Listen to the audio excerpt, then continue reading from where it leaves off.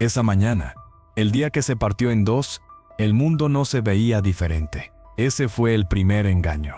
El sol entraba a través de la ventana de la cocina, dibujando un rectángulo amarillo sobre el linóleo desgastado. Se podían ver las motas de polvo bailando en ese rayo de luz, como si no pasara nada, como si todo no fuera a desmoronarse en los próximos 60 minutos. Recuerdo el olor a café quemado y a jabón de platos, el sonido del grifo que goteaba, un tic, tic, tic, que marcaba el tiempo que me quedaba de ignorancia. Mi vida todavía tenía la forma de una vida, hasta que puse la mano en el pomo de la puerta de la Facultad de Derecho.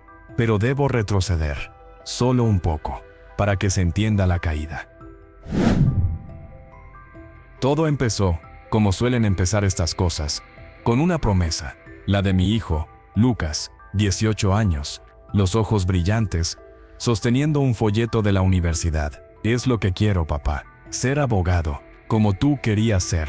Esa última frase, un dardo envenenado, que se clavó justo donde él sabía. Yo trabajaba de encargado en un almacén. Mi espalda era un registro de cajas apiladas, turnos dobles, manos agrietadas. Pero para él, sería diferente. Esa fue la semilla, el primer eslabón de la cadena que me ataría a la mentira. Durante 5 años, mi vida fue un ciclo de acero y cansancio. El despertador sonaba a las 4:30 de la madrugada. Un sonido metálico, estridente, que cortaba el sueño como un cuchillo. La cama crujía, mis huesos crujían. El frío del suelo de baldosas se metía por las plantas de los pies. Me vestía en la oscuridad. Pantalones de trabajo, botas con la punta gastada, una chaqueta que olía a sudor viejo y gasóleo. El almacén era un hangar enorme, con un eco que repetía cada portazo, cada carretilla. El aire olía a polvo de hormigón y aceite de motor. A las 6 en punto, ya estaba descargando camiones, el metal de los contenedores golpeando con un retumbo sordo que me resonaba en los dientes. El sacrificio tenía un nombre: la transferencia bancaria. El día 5 de cada mes, sin falta, me sentaba en el banco de plástico de la sucursal, con el formulario azul en la mano, el olor a papel nuevo y a limpiacristales, el ruido de los teclados, los talonarios pasando por la impresora. Escribía la cantidad 850 euros, una cifra que representaba horas extras, el segundo plato en la comida, el café de la marca barata, la renuncia a una chaqueta nueva para el invierno. Pulsaba confirmar, y salía de allí con el cuerpo dolorido, pero con una especie de paz agria. Estaba cumpliendo, estaba construyendo su futuro. Eso creía. Lucas jugaba su papel a la perfección. Era un actor de reparto meticuloso. Llegaba a casa con una mochila llena de libros pesados, Código Civil, Derecho Romano. Los dejaba sobre la mesa del comedor, a la vista. Los lunes me hablaba de sus clases, de un profesor estricto, el doctor Valdés, que exigía memorizar artículos, de los compañeros con los que formaba un grupo de estudio, de los exámenes parciales. Sus historias eran densas, llenas de detalles que sonaban verdaderos. El olor a lluvia en su abrigo cuando llegaba de la universidad. El sonido de sus dedos tecleando en el ordenador portátil hasta altas horas de la noche. Un clic, clic, clic, clic que desde mi habitación me parecía la banda sonora de su esfuerzo. A veces, me mostraba papeles, una credencial de estudiante con su foto, un sello en relieve que parecía oficial, un horario de clases impreso en papel satinado. Una vez, hasta un examen corregido con un 8,5 en rojo, y la firma ilegible de un supuesto profesor.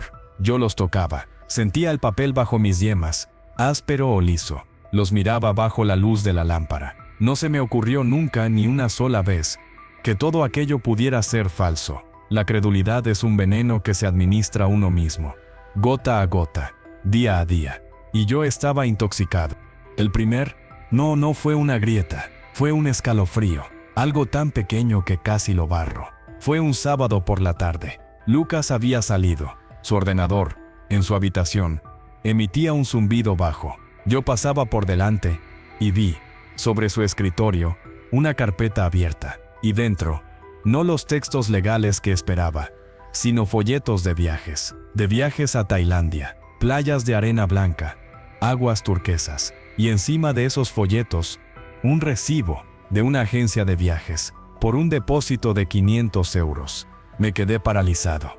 El zumbido del ordenador se volvió más agudo, como un mosquito en mi oído. Trump, 500 euros. Casi 2/3 de mi transferencia mensual. Mi mente, entrenada para la lógica simple del trabajo y el pago, trató de encontrar una explicación, un regalo, un préstamo de un amigo, un trabajo extra que no me había contado. Pero algo en mi estómago, un nudo frío y pesado, me dijo que no, que nada de eso era cierto.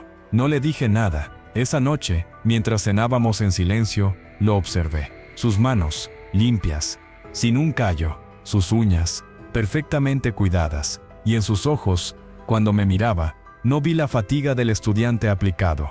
Vi algo plano, algo vacío, como el cristal de un escaparate. La duda empezó a crecer, como un hongo, en la oscuridad, en los rincones de mi mente. Empecé a notar cosas que antes había ignorado. Sus historias a veces tenían pequeñas inconsistencias. Nombres de calles cerca de la facultad que no coincidían. Hablaba de una biblioteca que, según él, estaba en un ala del edificio que recordaba en otra ubicación de una visita fugaz años atrás. Podría haber sido nada. Fallos de memoria. Pero el hongo seguía creciendo. Decidí comprobarlo. No fue un pensamiento dramático. Fue una necesidad física, como rascarse una herida que no deja de picar. Una mañana, después de que él saliera con su mochila, dije que me sentía mal, que no iría al trabajo. Mentí, por primera vez en tal vez 20 años. Mentí, esperé a que se fuera. Lo vi desde la ventana, doblando la esquina con un paso que no era apresurado. No era el paso de alguien que llega tarde a clase. Era un paseo. El plan era simple. Iba a ir a la facultad. Iba a preguntar por él en secretaría. Iba a comprobar que todo estaba bien, que yo era solo un viejo paranoico, que el recibo de viajes tenía una explicación. Me puse mi mejor camisa, la que guardaba para los funerales. Olía a naftalina. Tomé el autobús. El traqueteo del vehículo me sacudía los huesos. Por la ventana, la ciudad pasaba como una cinta gris. Notaba el sudor frío en la palma de las manos, pegajoso contra el pasamanos de plástico. La Facultad de Derecho era un edificio de piedra oscura, imponente, con unas escalinatas anchas que subían hasta unas puertas de madera maciza. Al acercarme, el sonido del tráfico se apagó, reemplazado por el eco de mis pasos en la piedra. Un grupo de estudiantes pasó riendo a mi lado. Llevaban batas negras. Sus risas sonaban jóvenes, libres. Yo me sentía como un espectro, fuera de lugar, un hombre de trabajo manual en un templo del conocimiento. Empujé una de las pesadas puertas. El interior era aún más silencioso. El aire olía a polvo de libros viejo, a madera pulida, a algo institucional. Un olor a verdad. Un largo pasillo con suelos de mármol desgastado se extendía ante mí. A la derecha, una puerta de cristal esmerilado decía: Secretaría de Alumnos. Mi corazón empezó a latir con un ritmo irregular, un zamp-zamp sordo que sentía en la garganta. Abrí la puerta. Dentro había un mostrador de madera oscura. Una mujer joven, con gafas y el pelo recogido en un moño severo, tecleaba en un ordenador. El clic-clic del teclado era el único sonido. Me acerqué. El suelo de linóleo crujió bajo mis botas. Ella alzó la vista. Sus ojos eran claros, impasibles. «Buenos días», dije. Mi voz sonó ronca, extraña en aquel silencio. «¿En qué puedo ayudarle?», preguntó, sin una sonrisa. «Vengo a solicitar un certificado de matrícula de mi hijo, Lucas M. Di nuestro apellido». Ella asintió, sin alterarse. «Necesitaré su DNI o el número de estudiante». Me quedé helado. No lo tenía. No se me había ocurrido. «No, no lo llevo». Tragué saliva. Podría buscarlo solo por el nombre. Ella frunció ligeramente el ceño, pero asintió. Sus dedos, largos y pálidos, comenzaron a danzar sobre el teclado. El sonido del tecleado me taladraba los oídos. Miré a su alrededor. En la pared, un reloj redondo con números romanos hacía tic-tac. El segundero avanzaba a saltos. Tic, tac, tic, tac. Cada tic era un latido de mi corazón. Notaba un hormigueo en las yemas de los dedos. La mujer dejó de teclear. Miró la pantalla. Parpadeó. Luego volvió a teclear. Más despacio. Una tecla. Otra. «Disculpe», dijo, y su voz tenía ahora un tono diferente, ligeramente confundido. ¿Ha dicho Lucas M. signo de interrogación? Sí, respondí. Mi boca estaba seca. ¿Cursando actualmente? Sí, 5º año. Ella negó lentamente con la cabeza. No aparece ningún alumno con ese nombre. Ni en 5º, ni en ningún otro curso. Ni siquiera como alumno dado de baja. El mundo no se detuvo. Al contrario, se aceleró. Sentí que el suelo se inclinaba bajo mis pies. El zumbido regresó a mis oídos. Más fuerte esta vez, un enjambre de abejas dentro de mi cráneo. El olor a madera pulida se volvió agobiante, empalagoso. Tiene que haber un error, logré decir. Mi voz era un hilo. Lleva 5 años estudiando aquí. Yo pago la matrícula cada mes. Ella me miró con una mezcla de lástima y cautela. Señor, lo siento. No hay ningún Lucas M. en nuestro sistema. En absoluto. Abrí la boca para decir algo, para argumentar, pero no salió ningún sonido. Mis ojos se fijaron en la pantalla del ordenador. Desde mi ángulo, solo podía ver el reflejo de la luz fluorescente en el monitor. Un rectángulo blanco y vacío. Como mi mente en ese instante, vacía, blanca, limpia de toda certeza. ¿Estás seguro de la facultad?, preguntó ella, intentando ser útil. Asentí mecánicamente. No podía hablar. Di media vuelta. Mis movimientos eran robóticos. Salí de la secretaría. El pasillo parecía más largo, más oscuro. El eco de mis pasos ya no era el de un hombre. Era el de un cascarón vacío. Empujé la puerta principal y la luz del día me golpeó en los ojos. Cegadora, cruel.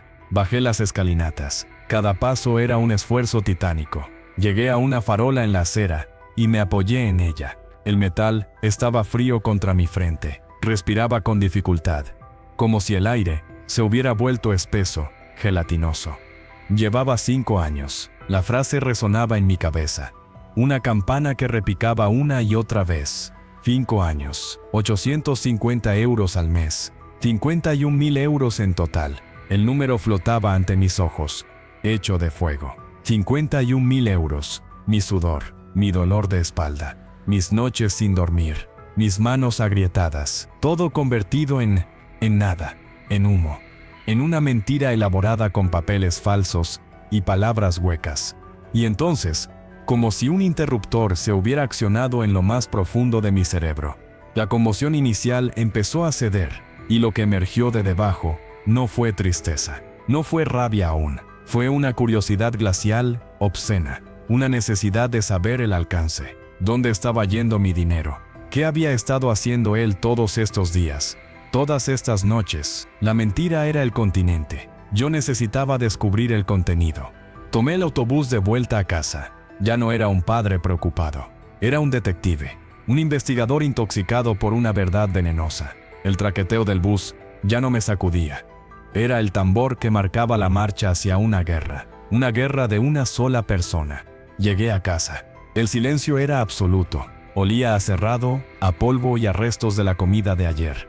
Me quité la camisa buena. La doblé con movimientos precisos, automáticos. Me puse la ropa de trabajo, pero hoy no iba al almacén. Hoy mi trabajo era otro.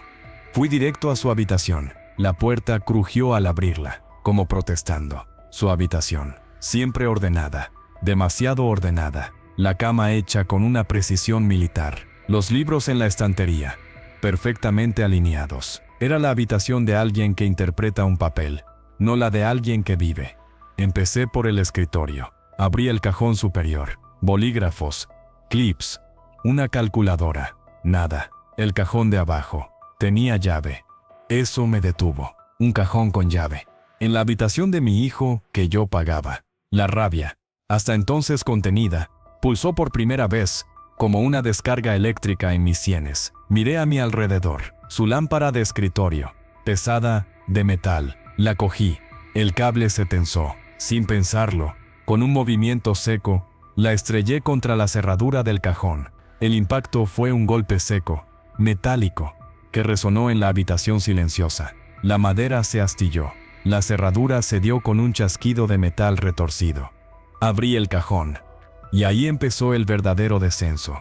Lo primero que vi fueron montones de dinero. Fajos de billetes de 50 y 100 euros. Sueltos, desordenados, como si fueran papeles sin valor. Saqué uno. Lo toqué. Era real. El tacto áspero del papel de los billetes. El olor a tinta y a gente. Calculé a ojo. Debía de haber 15, 20.000 euros como mínimo. Mi dinero, mi sudor, convertido en este fajo anónimo, oculto en un cajón. Debajo del dinero, había más, mucho más.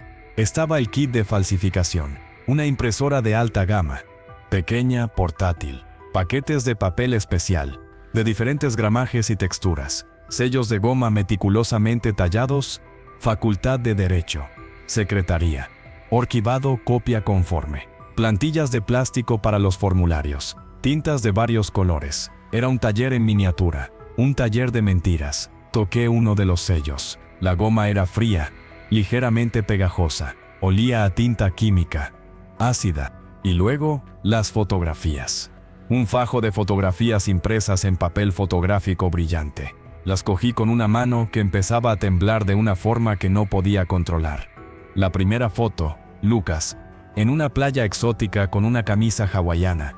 Los brazos alrededor de dos chicas sonrientes. Sonreía. Una sonrisa amplia, despreocupada, que nunca había visto en casa. Al fondo, el mar era de un azul imposible. La segunda, Lucas en un restaurante de lujo, con un grupo de gente, botellas de champán en la mesa. Todos vestían bien, ropa que yo no podía permitirme. La tercera, Lucas frente al volante de un coche deportivo. No era su viejo utilitario, era un BMW descapotable, rojo. Posaba junto a él, con unas gafas de sol caras. Foto tras foto, fiestas en yates, fines de semana en spas, viajes a París, a Londres, a Nueva York. Todas las fotos tenían una cosa en común, una exhibición de un dinero que yo no le daba para sus gastos. Un dinero que, ahora lo entendía, era mi dinero, el dinero de la universidad, el dinero de mi vida. Cada foto era una puñalada, una confirmación visual de la enormidad del engaño. No era solo que no estudiara, era que había construido una vida paralela de lujo y excesos con los huesos de mi sacrificio. Me estaba financiando una existencia de playboy, de falso heredero, mientras yo me rompía la espalda en un almacén maldito. Pero lo peor, lo que realmente hizo que el mundo perdiera todos sus colores y se volviera una escala de grises, estaba en un sobre manila aparte. Lo abrí. Contenía documentos, fotocopias. Eran los informes bancarios de una cuenta a mi nombre, una cuenta de la que yo no sabía nada, en un banco que no era el mío. Y ahí estaban todos los ingresos, mis transferencias, mes a mes, y al lado, las transferencias de salida, grandes sumas de dinero saliendo de esa cuenta hacia otras, cuentas de agencias de viajes, de concesionarios de coches, de boutiques de ropa, de clubes nocturnos. Él no solo recibía el dinero, él lo gestionaba. Tenía acceso a una cuenta a mi nombre. Había falsificado mi firma. Había creado todo un sistema financiero fantasma para lavar mi sacrificio y convertirlo en su diversión. Me senté en el borde de su cama.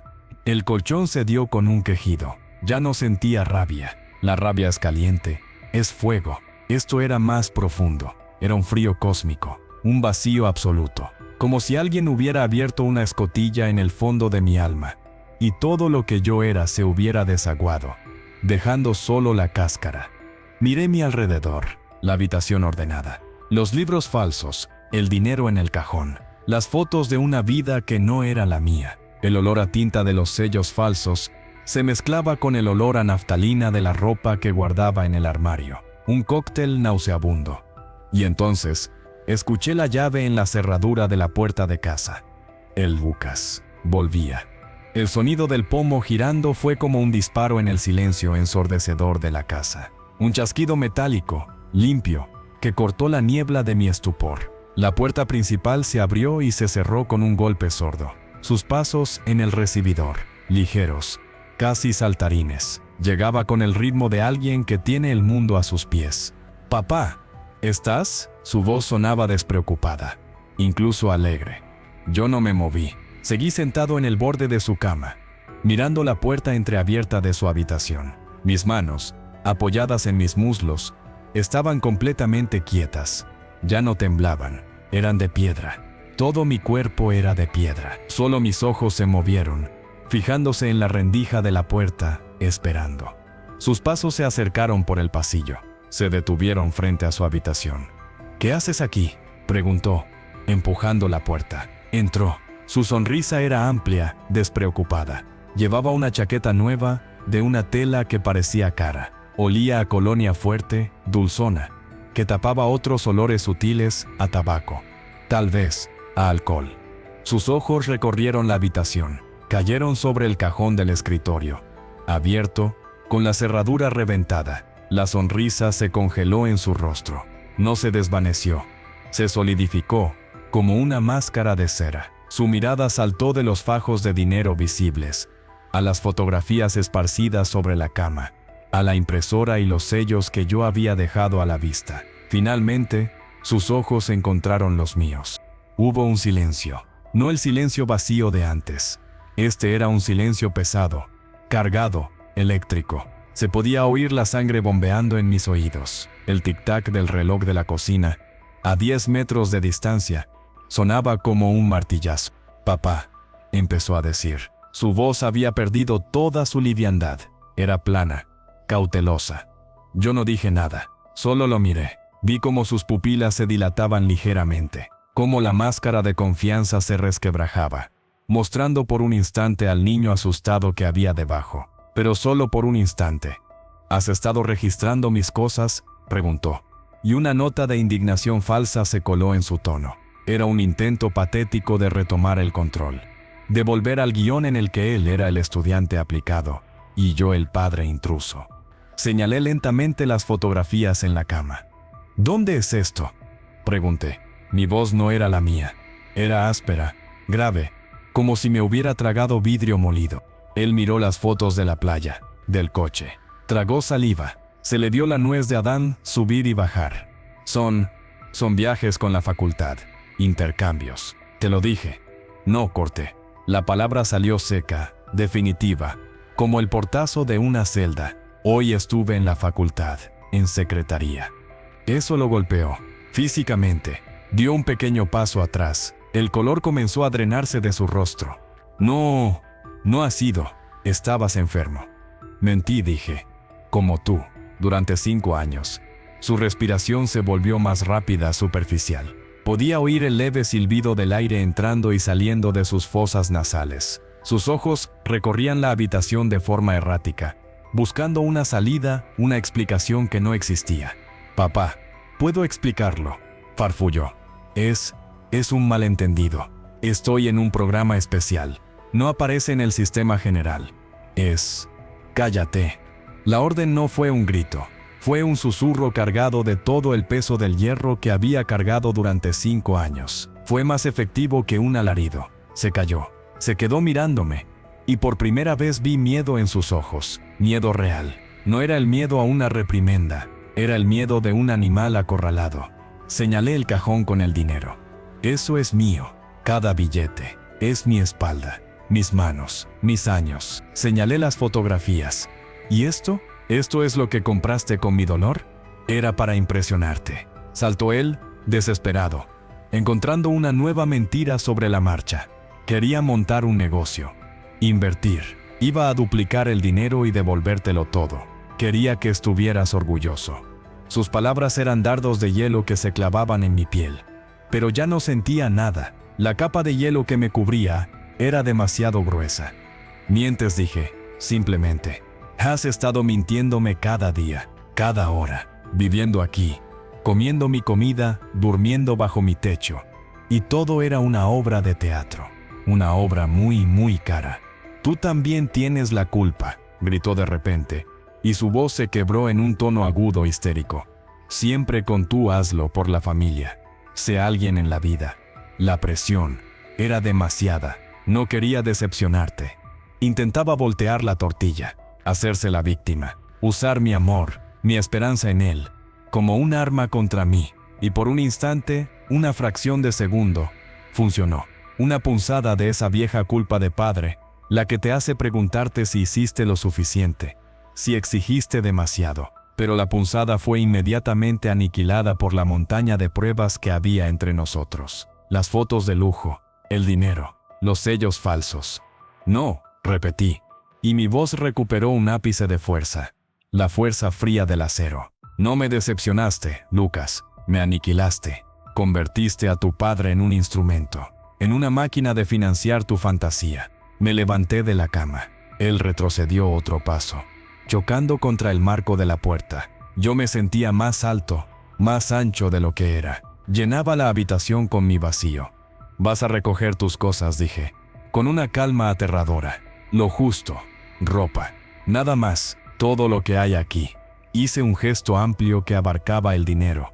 Los objetos de lujo que debía de tener escondidos, se queda, es mío. Siempre lo fue. Tienes una hora. Luego, quiero que te vayas de esta casa y que no vuelvas, nunca. ¿Qué? No, papá, por favor. Su súplica era chillona, desesperada. Cayó de rodillas. Lo siento, haré lo que sea.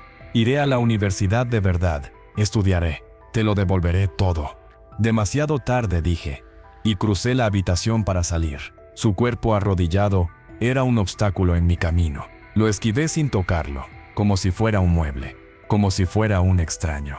«Eres mi padre», gritó detrás de mí, su voz distorsionada por los sollozos. «No puedes hacer esto».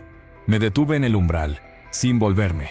«Ya no», dije, y salí de la habitación. Cerré la puerta de mi dormitorio. No la traqué, solo la cerré. Me apoyé contra ella, sintiendo la madera fría y sólida contra mi espalda. Al otro lado, podía oír sus sollozos, sus golpes contra el suelo, sus maldiciones. Eran sonidos lejanos, amortiguados, como si vinieran de otro planeta, de una realidad que ya no me concernía. Al cabo de un rato, los sonidos cesaron. Oí ruidos de cajones, de armarios, pasos pesados, el sonido de una cremallera. Estaba haciendo la maleta, como le había ordenado. Aproximadamente 40 minutos después, oí la puerta principal abrirse y cerrarse. Un portazo final, definitivo. Me quedé allí, apoyado contra la puerta, durante un tiempo que no pude medir. Podía ser 1 hora, podían ser 5. La luz fuera de la ventana de mi habitación empezó a cambiar, a volverse anaranjada, luego morada, luego negra. Finalmente, me forcé a moverme. Salí de mi habitación. La casa estaba en un silencio absoluto, un silencio diferente al de la mañana. Este silencio era pesado, permanente, olía a vacío, a fin. Fui a su habitación. La puerta estaba abierta. Dentro estaba casi vacía. Se había llevado ropa, algunas cosas personales. Había dejado el dinero, había dejado el equipo de falsificación, había dejado las fotografías esparcidas sobre la cama deshecha. Me acerqué al cajón destrozado. Metí la mano y saqué un fajo de billetes. Los sostuve en mi mano. Eran livianos, irreales. No tenían el peso de las horas que representaban. Eran solo papel, papel manchado. Los solté. Los billetes cayeron al suelo, esparciéndose como hojas muertas. Miré a mi alrededor, la habitación de mi hijo, el escenario de la mentira, el lugar donde había enterrado 5 años de mi vida. No sentí tristeza, no sentí rabia, sentí nada. Un gran, vasto, insondable nada. Había descubierto la verdad, y la verdad no me había liberado. Me había aniquilado, había matado al padre que era, y al hijo que creía tener. Solo quedaban 2 fantasmas, y una casa silenciosa, llena del olor dulzón de su colonia, y del frío metálico de la decepción. Y supe, con una certeza que me heló la médula, que esto no era el final, era solo el principio del largo, silencioso invierno que se avecinaba. Un invierno sin nadie a quien calentar, solo yo, las sombras de lo que pudo ser, y el eco de una risa que nunca fue sincera, resonando para siempre en los pasillos vacíos de mi casa. Eso fue solo el intermedio, el silencio antes de la verdadera tormenta. Creí que el vacío era lo peor. Me equivoqué. El vacío solo era el envase. Lo que vino después fue lo que llenó ese espacio. Pasé la noche, sentado en la cocina, en la oscuridad, sin encender la luz. La única iluminación venía del letrero de neón del bar de enfrente. Una luz roja y azul que se colaba por la ventana y parpadeaba cada 5 segundos. Rojo, azul, rojo, azul. Tenía todo de un color enfermizo. El grifo seguía goteando. Tic, tic. Era el latido de la casa. o este quizás era la cuenta regresiva para algo. No pensaba, no sentía, era un bloque de hielo. Observaba el rectángulo de luz del letrero moverse lentamente por el suelo. Sobre los billetes que aún estaban esparcidos frente a la habitación, parecían manchas de sangre seca. Al amanecer, el letrero se apagó. La habitación se volvió gris, plana, como mi interior. Me levanté. Los huesos me crujieron. Un sonido seco como de madera vieja quebradiza. Tenía la boca pastosa, con un sabor a metal y café frío. Fui al baño. Me miré en el espejo. No me reconocí. Los ojos estaban hundidos, rodeados por unas ojeras moradas. La piel, cetrina y flácida. Parecía un cadáver al que hubieran inyectado algo para simular vida. Me salpicé agua en la cara. Estaba fría, pero no sentí el shock, solo la humedad, como si le hubiera caído agua a una estatua. Tenía que hacer algo, moverme. El instinto más básico, limpiar la herida, borrar las pruebas, arrancar de cuajo todo rastro de él. Volví a su habitación. El olor a su colonia aún colgaba en el aire, mezclado ahora con el polvo que había levantado al hacer la maleta. Empecé por las fotografías. Las recogí una por una. La de la playa, la del coche, la de las botellas de champán. En cada una, su sonrisa era una burla, un recordatorio de cada hora extra, de cada no que me di a mí mismo para poder decirle sí a él. Cogí unas tijeras de la cocina. Las hojas eran frías al tacto. Me senté en el suelo, con la espalda contra la cama deshecha, y empecé a cortar. No rompía las fotos, las seccionaba. Primero le cortaba la cabeza, luego los brazos, luego las piernas. Los trozos de papel fotográfico caían a mi alrededor, formando un mosaico grotesco de su vida de mentira. El sonido de las tijeras, rasgando el papel brillante, era agudo, estridente, chirría, chirría. Era el único sonido en la casa, junto al goteo del grifo. Cuando terminé, tenía un montón de fragmentos de colores. Los recogí con cuidado. Los puse en un cubo de metal que usaba para limpiar. Fui a la cocina. Busqué una caja de cerillas. La raspé. La llama era pequeña, anaranjada, titilante. La acerqué a un borde de una de las tiras de foto. El material se enroscó, se volvió negro y empezó a arder, con una llama más grande, grasienta, que despedía un humo negro y acre que olía a productos químicos y a memoria quemada. Observé cómo ardía todo. Las llamas lamían los restos, reduciendo las sonrisas, los coches, las playas, a ceniza gris y crujiente. El calor me llegó a la cara. Era el primer estímulo real que sentía desde la noche anterior. Un calor punzante, purificador, o quizás solo destructivo. Luego, el dinero. Me arrodillé frente a los fajos esparcidos. Los toqué. 51.000 euros. Mi vida. Ahora era solo papel pintado. No podía quedármelo. Sentirlo en mis bolsillos sería como llevar una losa hecha de mi propia estupidez. Tampoco podía simplemente tirarlo. Se me ocurrió algo que encajaba con la lógica retorcida de aquel nuevo mundo en el que vivía. Lo puse todo en una bolsa de deporte vieja que encontré en el armario. La bolsa olía a sudor y a goma. Pesaba mucho. Salí de casa. Era temprano. Un sábado por la mañana gris y frío. La calle estaba casi vacía. El aire olía a humedad y a escape de diésel. Caminé sin rumbo fijo, con la bolsa al hombro. La gente que pasaba a mi lado ni me miraba. Era un fantasma más en la ciudad. Llegué a un puente que cruzaba el río industrial. El agua abajo era espesa, de un color marrón verdoso. Olía a podrido, a algas y a desechos químicos. Desde lo alto, se veían espumas blancas y sucias acumulándose junto a los pilares. Me detuve en el centro del puente. El viento soplaba, cortante. Hacía vibrar la estructura metálica con un zumbido bajo. Miré a mi alrededor. Nadie. Agarré la bolsa con las dos manos.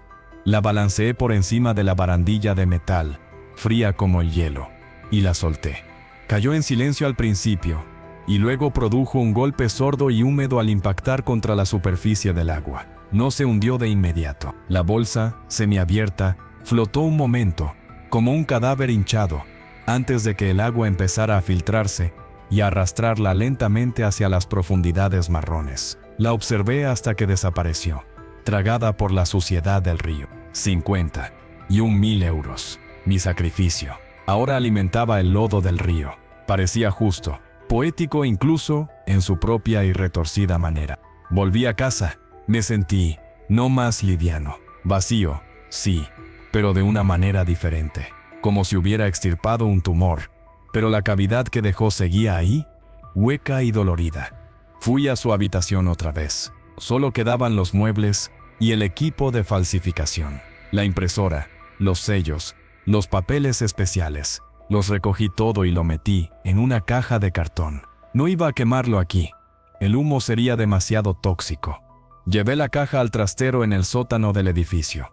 Era un espacio pequeño, lleno de telarañas y con un olor a humedad y tierra. Dejé la caja en un rincón, en la oscuridad. Era el ataúd de la mentira. Que se pudriera allí. Subí, cerré la puerta de mi casa, y entonces me enfrenté al silencio. No era el silencio de antes. Este era activo, agresivo. Cada pequeño sonido. El crujido del parqué, el zumbido lejano de la nevera, el viento golpeando una persiana suelta. Se amplificaba hasta convertirse en un estruendo. Mi mente, ya no entumecida por el shock, empezaba a funcionar de nuevo. Pero no pensaba, calculaba. Los pedazos que había quemado, los que había arrojado al río, no eran suficientes. La herida no cerraba. Sangraba preguntas que necesitaban respuestas, no para perdonar, sino para entender la magnitud del monstruo que había criado. ¿Cómo lo hizo? ¿Cómo pudo sostener la farsa durante 5 años sin desmoronarse? ¿Tenía ayuda? ¿Era solo un genio de la mentira? ¿O era yo un idiota de proporciones épicas? La curiosidad era un gusano. Empezó a roer el hielo que me cubría por dentro. Un picor frío y persistente en la base del cráneo. Al tercer día, la necesidad se volvió física. Un hormigueo en las manos, una tensión en la mandíbula. Tenía que saber más. Tenía que ver el cómo, el trastero, la caja. Bajé con una linterna. El aire era frío y pesado. La luz de la linterna cortó la oscuridad, iluminando la caja de cartón en el rincón. Me arrodillé frente a ella. El suelo de cemento estaba helado, incluso a través de la tela de mis pantalones. Abrí la caja. El olor a tinta y plástico me golpeó. Saqué la impresora. Era un modelo pequeño, sofisticado. La examiné. En una ranura lateral, casi oculta, había una tarjeta de memoria SD. El corazón me dio un vuelco. Un golpe seco y doloroso en el pecho. La saqué. Era diminuta, fría entre mis dedos. Subí a mi dormitorio. Encendí mi viejo ordenador. El zumbido del ventilador sonó como un rugido. Introduje la tarjeta en el lector. Hubo un clic. Una carpeta apareció en la pantalla, sin nombre. Hice clic. Dentro había docenas de archivos.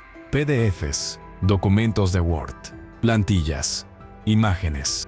Empecé a abrirlos, uno por uno. La luz azulada de la pantalla era la única iluminación de la habitación, proyectando sombras antinaturales en las paredes. Aquí estaba todo: el manual de la mentira, plantillas en blanco de la matrícula universitaria, escaneados, en alta resolución de firmas de decanos y secretarias, listos para ser copiados y pegados, modelos de exámenes con sus correspondientes correcciones, horarios de clases de semestres pasados que él debía de usar para construir sus relatos verosímiles. Pero había más, mucho más. Carpetas con nombres, bancos, viajes, identidades. Abrí bancos. Dentro encontré escaneos de mi DNI, de mi firma, formularios de apertura de cuenta bancaria en línea, rellenados con mis datos, instrucciones paso a paso, meticulosamente detalladas, sobre cómo desviar correos electrónicos, cómo responder a llamadas de verificación fingiendo ser yo. Había creado un clon mío en el sistema bancario, un fantasma de papel y bits con mi nombre que obedecía a sus órdenes. Mi estómago se retorció. Ya no era solo rabia, era admiración. Una admiración enfermiza, nauseabunda. La dedicación, la meticulosidad, el talento invertido en esta obra maestra del engaño era sobrecogedor. Abrí viajes, itinerarios detallados, reservas de hoteles y vuelos, fotos que no había visto antes, más íntimas, más reveladoras. Lucas con un grupo de gente que no conocía, en lugares cada vez más exóticos. Y entonces, un vídeo. El icono era una miniatura borrosa. Hice clic. El vídeo era casero, grabado con un móvil. Estaba en una discoteca o un club privado. La música era fuerte, una base electrónica que resonaba a través de los altavoces del ordenador. La imagen temblaba. Lucas estaba en el centro, con una botella de champán en la mano, rodeado de gente que vitoreaba. Estaba borracho. Se le veía en los ojos vidriosos, en el movimiento exagerado de sus brazos. Y entonces empezó a hablar. Para ser escuchado por encima de la música gritaba. Y mi padre, el idiota, gritó y rió. Una risa chillona, forzada. Cree que estoy en la biblioteca. Pobre viejo, sudando en el almacén para pagarme los viajes. La gente a su alrededor reía. Alguien le dio una palmada en la espalda. ¿Y nunca se ha enterado?, preguntó una voz fuera de cámara. Lucas se llevó la botella a la boca y bebió un largo trago. ¿Él? Ni en 1.000.000 de años. Escupió con champán resbalándole por la barbilla. Vive en su mundo de mierda, de trabajo y sacrificio. Es tan predecible, como un robot. Le das al botón de padre orgulloso y funciona. Transfiere el dinero, pone la otra mejilla. Es patético. Patético. La palabra me golpeó con la fuerza de un martillo. No fue tonto o ingenuo. Fue patético, despreciable, merecedor de lástima. Llevo 5 años viviendo la vida, continuó abriendo los brazos. Y él me la paga. Es el mejor negocio que he hecho nunca. Financiación ilimitada, a cambio de una obra de teatro de mierda. Más risas, más vítores. Apagué el vídeo. El silencio que siguió fue absoluto, más profundo que cualquier silencio que hubiera experimentado antes. Podía oír el crujido del hielo al resquebrajarse dentro de mí, capa tras capa. No era solo un mentiroso, era un sociópata, un parásito que no solo se alimentaba de mí, sino que se divertía con ello. Se reía de mí, mi devoción, mi amor, mi orgullo, todo era un chiste para él y sus amigos, un chiste caro. La última carpeta. Identidades. Con una mano que ahora sí temblaba, el temblor fino y vibrante de un cable de alta tensión. Hice clic. Dentro no había mucho. Unos pocos archivos. Uno se llamaba mille.m. El .m. Trump, el TERNATIV. O .pdv. Lo abrí. Era un documento de identidad. Falso. Pero no era una copia de su DNI real. Era uno nuevo. Un nombre. Diferente. Lucas Martel. Nuestra dirección era la misma, pero la fecha de nacimiento era un año menor. Y la profesión, estudiante. Y luego, la guinda. El detalle que hizo que el mundo, literalmente, dejara de tener sentido por un momento. Junto a la foto de Lucas en ese DNI falso, había otra foto. Una mujer, rubia, sonriente. Y debajo, un nombre. Clara Martel. Profesión, fallecida. Fallecida. Mi mujer, mi Clara, la madre de Lucas, que murió de cáncer cuando él tenía 12 años. Una muerte real, dolorosa, que nos marcó a los dos. O eso creía yo. Él la había usado. Había resucitado su identidad, con un apellido falso, para crear una figura fantasma. Una madre fallecida para justificar, ¿qué? Transferencias, una herencia inventada, una lástima adicional para manipularme o a otros. Había profanado la memoria de su propia madre. La había convertido en un peón más en su juego. La había arrastrado al fango de su mentira. Eso no tenía nombre. No tenía perdón. Traspasaba toda línea, toda noción de humanidad. Me levanté de la silla tan rápido que ésta se cayó hacia atrás, con un estruendo que resonó en el piso vacío. No lo oí. Solo sentí una presión enorme en el pecho, como si me hubieran inyectado plomo fundido en los pulmones. Caminé hasta el baño y vomité. No era comida, era bilis, amarga y caliente, que me quemó la garganta. El olor ácido llenó el pequeño espacio. Me apoyé en el lavabo, jadeando, mirando mi reflejo pálido y sudoroso en el espejo. Los ojos que me devolvían la mirada ya no eran los de un hombre destruido, eran los ojos de un extraño. Alguien capaz de cosas que el hombre de hace una semana no habría podido ni imaginar. La última pieza del rompecabezas encajó. No era solo mi dinero, no era solo mi confianza, era mi pasado, mi amor, mi dolor. Todo había sido una herramienta para él. Todo era combustible para su diversión. El gusano de la curiosidad había desaparecido. En su lugar, había crecido algo más, algo frío, duro y afilado, un diamante, negro de puro odio. Y con ese odio, vino una claridad glacial. Esto no podía quedar así. Arrojar el dinero al río y quemar las fotos era la reacción de la víctima. Yo ya no era una víctima, era otra cosa. Algo que acababa de nacer en la acidez del vómito y la luz fría de la pantalla del ordenador. Él pensaba que era un genio, el arquitecto de una mentira perfecta. Pero yo tenía la caja de herramientas y conocía los cimientos mejor que nadie. Sonreí. Fue un gesto seco, un estiramiento de la piel que no llegaba a los ojos. En el espejo, el extraño me devolvió la sonrisa. Era una sonrisa que no prometía nada bueno. El juego había cambiado. Él solo no lo sabía aún. No podía quedarme sentado en esa casa silenciosa, con el fantasma de su risa grabado a fuego en cada pared. El vacío se había llenado de algo sólido pesado. Un propósito. Tenía la tarjeta de memoria. Tenía los manuales de su mentira. Y tenía algo que él había subestimado por completo. O el conocimiento de un hombre que ha trabajado con sus manos toda la vida. Un hombre que sabe cómo desmontar cosas y cómo volver a montarlas de otra manera. Pasé la semana siguiente en un estado de lucidez febril. Fingí volver a mi rutina. Me levantaba a las 4:30 bowie. Me ponía la ropa de trabajo, salía de casa, pero no iba al almacén. Llamé y pedí una excedencia por problemas familiares. Mi jefe, un tipo bruto pero con corazón, asintió sin hacer preguntas. Quizás vio algo en mis ojos. En lugar del almacén, fui a un cibercafé en la otra punta de la ciudad. Un lugar oscuro, que olía a tabaco rancio y a sudor adolescente. El teclado estaba pegajoso. Me sentaba en un rincón, con una gorra calada hasta los ojos, y trabajaba. Abrí una cuenta de correo nueva, anónima, usando una de las docenas de métodos que había encontrado en sus archivos. Compré un móvil prepago con dinero en efectivo, herramientas de un fantasma. Luego, empecé a rastrear. Sus archivos de viajes eran un mapa de su vida real. Reservas de hotel, números de confirmación de vuelos, membresías a clubes. Usé una de sus propias plantillas, una solicitud falsa de mi investigación de mercado, para llamar a un lujoso apartamento en una zona nueva de la ciudad, el edificio Meridian. Dije que era para una encuesta de satisfacción de residentes. La administradora, con una voz melosa, confirmó amablemente que un tal Lucas Martel, estudiante, figuraba como arrendatario de un ático dúplex. Un ático dúplex. Con mi dinero. Tenía la dirección. El nido. No fui allí de inmediato. La paciencia es un músculo que se entrena con años de trabajo monótono. Yo estaba en plena forma. Lo observé durante 3 días.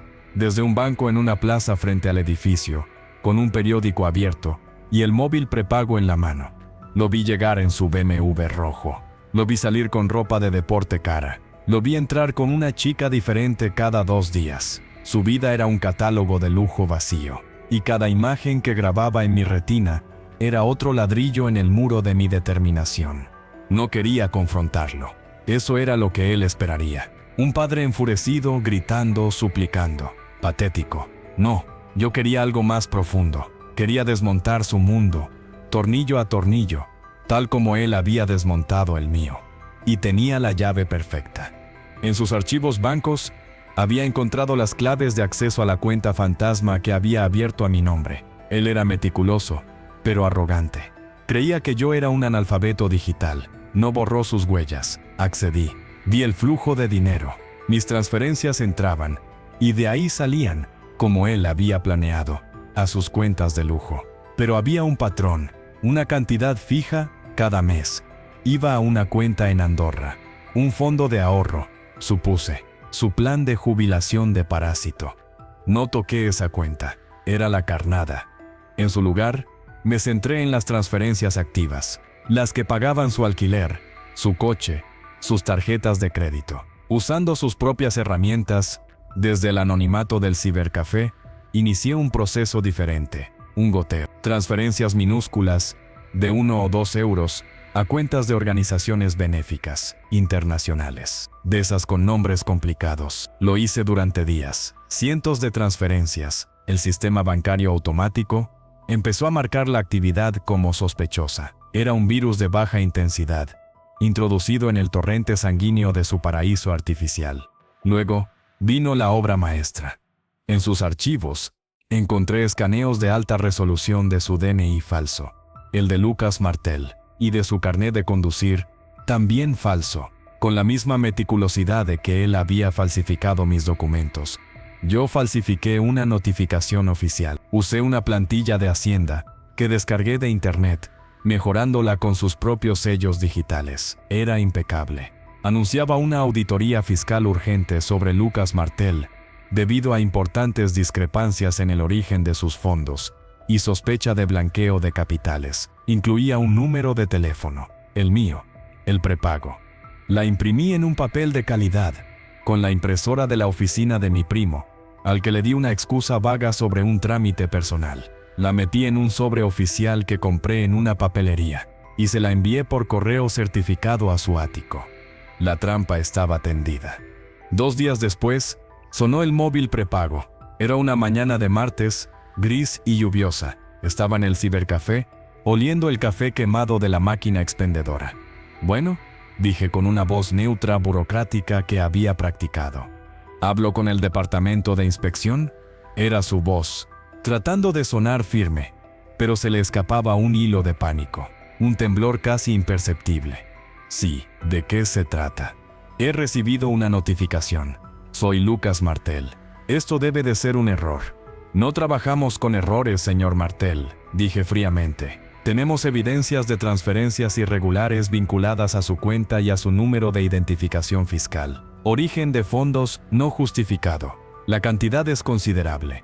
Yo soy estudiante, protestó, y su voz se quebró. Mi madre me dejó una herencia.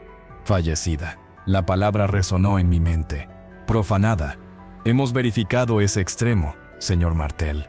Mentí, con la misma frialdad con la que él había descrito mi patetismo en el vídeo. No existe registro de esa herencia, ni de esa persona con ese apellido en los registros de defunción. Del otro lado de la línea, solo se escuchó su respiración entrecortada. Podía casi oler su miedo. Era un aroma agrio, electrizante, mejor que cualquier café. ¿Qué debo hacer?, preguntó, derrotado. Tenemos una cita el jueves a las 11 en nuestras oficinas, dije, dándole una dirección real de un edificio de oficinas gubernamentales. Traiga toda la documentación, estados de cuenta, contratos de alquiler, facturas de bienes de alto valor, todo. Si no se presenta, emitiremos una orden de busca y captura de manera inmediata. Colgué. No le di opción. El jueves, a las 10:45, ya yo estaba allí. Y yo ya estaba allí, sentado en la cafetería de enfrente del edificio de oficinas. La llovizna fina empañaba los cristales. Llevaba una gabardina oscura y la gorra. Tomaba un café amargo, observando la entrada. A las 10:58, Kezia llegó. Su BMW rojo se detuvo en doble fila. Bajó.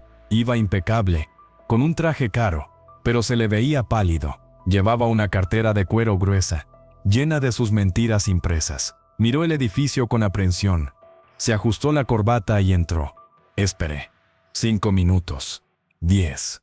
A los 15 minutos, salió. No caminaba, tambaleaba. Su rostro era una máscara de confusión y terror.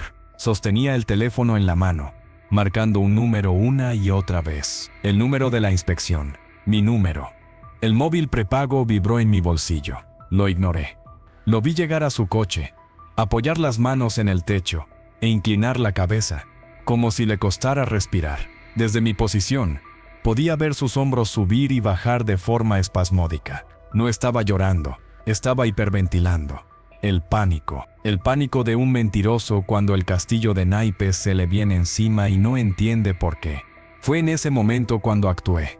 Mientras él estaba allí, paralizado por el miedo, tomé mi móvil personal, el de verdad, y marqué un número, no el de Lucas, el del arrendador del edificio Meridian. Una empresa, no un particular. Usando una voz diferente, más grave, me identifiqué como el señor Mena, mi verdadero apellido. Buenos días. Llamo respecto al arrendatario del ático dúplex, Lucas Martel. ¿De qué se trata? Preguntó una voz profesional.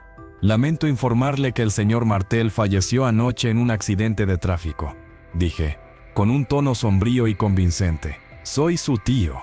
La familia está recogiendo sus efectos personales. Le rogamos que procedan a la cancelación inmediata del contrato. Las llaves las dejaré en conserjería esta misma tarde.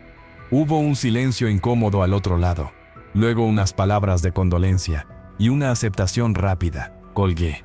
Una llamada, 2 minutos, y le había cortado el oxígeno. Su hogar de mentira. Desde la cafetería, lo vi subir de nuevo a su coche. Arrancó y se fue a toda velocidad, seguramente de vuelta a su apartamento, tratando de entender qué demonios estaba pasando. Yo me levanté, pagué el café y caminé en dirección contraria. Tenía una última parada que hacer. Fui a la concesionaria de BMW, un lugar brillante que olía a cuero nuevo y a limpia cristales. Pregunté por el gerente. Un hombre con un traje aún más caro que el de Lucas salió a recibirme. Buenos días. Vengo en nombre de mi sobrino, Lucas Martel, dije, con una sonrisa triste. Lamentablemente, ha tenido que dejar el país por problemas de salud. De forma permanente, nos ha autorizado a devolver el vehículo. Aquí están las llaves y la documentación. El gerente frunció el ceño, pero las llaves del coche deportivo estaban sobre su pulcro escritorio. Era una transacción inusual, pero el coche era valioso. Asintió, con la promesa de estudiar el caso. Salí de allí. El BMW ya no era suyo, o este pronto dejaría de serlo. Mi trabajo casi estaba hecho. Solo faltaba el acto final. Al día siguiente, muy temprano, llamé desde el móvil prepago al número de la compañía de luz. Usando los datos de la cuenta de Lucas, reporté una fuga de gas en el ático dúplex del edificio Meridian. Dije que olía intensamente, que era muy peligroso. Colgué antes de que pudieran pedir muchos detalles. Media hora después, mientras yo observaba desde lejos, llegó una furgoneta de la compañía y un coche de policía. Vi a los técnicos y a los agentes entrar en el edificio. No pasó mucho tiempo antes de que sacaran a Lucas, en pijama y despeinado, a la fuerza, protestando, gritando. Desde la distancia, su voz era un hilacho débil, insignificante. Lo habían sacado de su guarida, por su propia seguridad. Claro. Y una vez fuera con el contrato de alquiler rescindido y un fallecido como arrendatario, no le dejarían volver a entrar. Esa tarde, recibí una última llamada en el móvil prepago.